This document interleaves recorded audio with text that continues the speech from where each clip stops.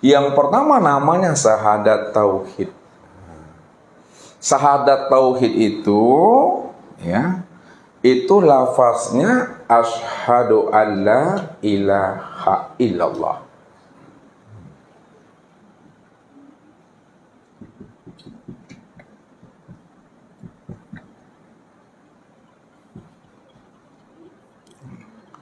Ini syahadat tauhid ya.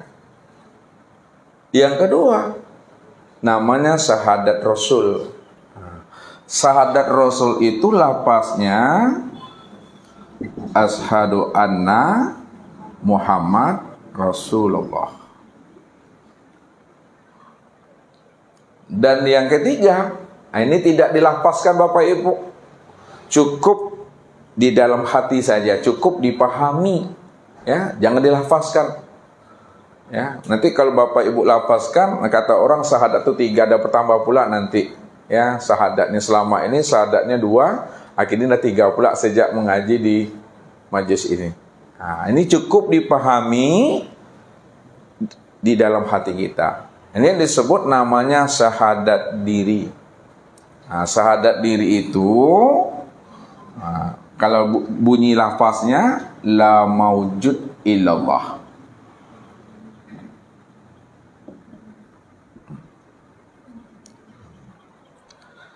Sekarang apa bedanya syahadat tauhid, syahadat rasul, dan syahadat diri ini?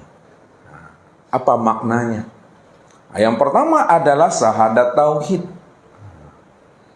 Karena Ustadz katakan tadi, ya, kesempurnaan iman bagi setiap hamba benar-benar mesti mampu menyaksikan tajalli Allah sempurna zahir dan batin, nyata pada segala yang wujud, dan sempurna pada diri insan itu.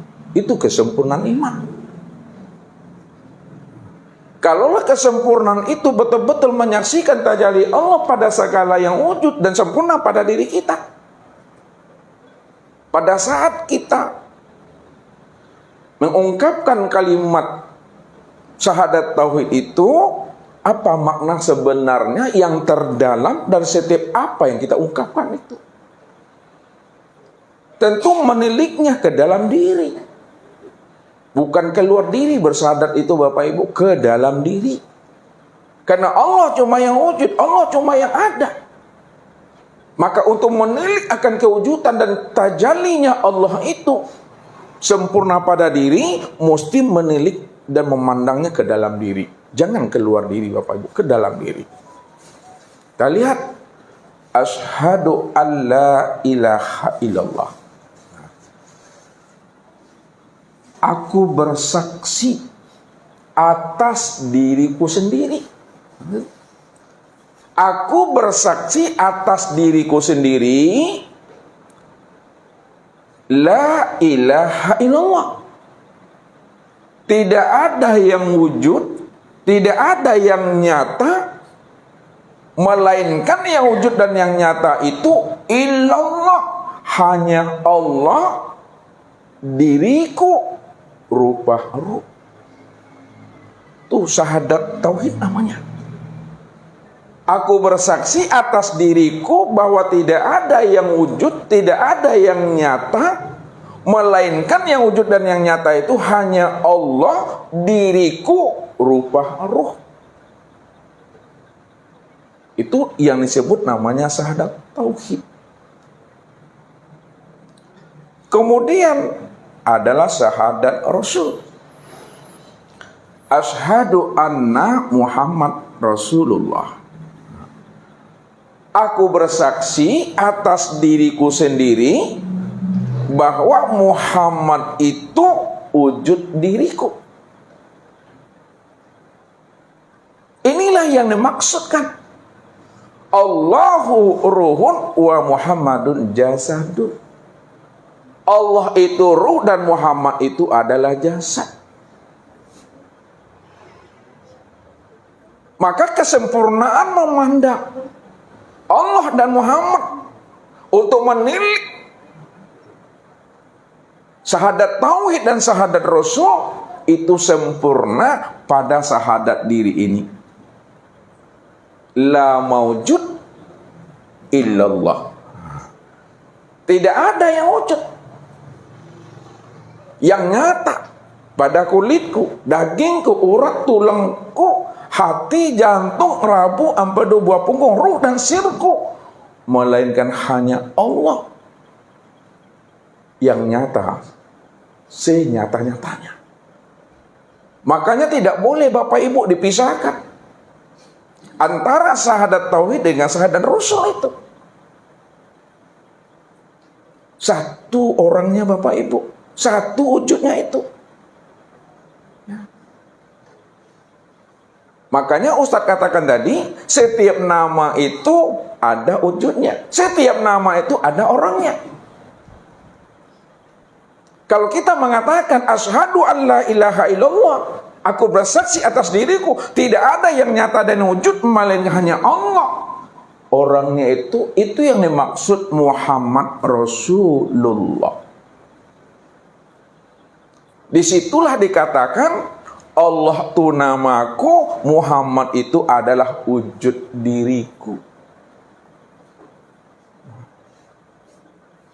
Sempurna pada diri Bapak Ibu penyaksiannya. Nah, kalau kita uraikan Bapak Ibu, Allah itu ya sempurna nyatanya itu pada ruh. Sedangkan Muhammad itu sempurna nyatanya pada tubuh.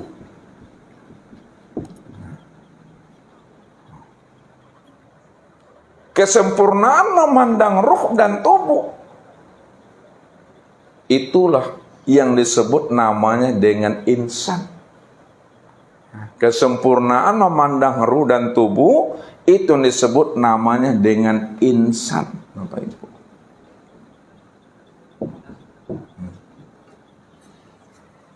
Siapa insan itu? Ini yang dikatakan oleh Allah. Al-insanu sirri wa sirri sifati wa sifati la ghairi. Al-insanu sirri wa sirri sifati wa sifati la ghairi. Insan itu adalah rahasiaku. Rahasiaku itu tiada lain adalah sifatku, dan sifatku itu tiada lain adalah diriku.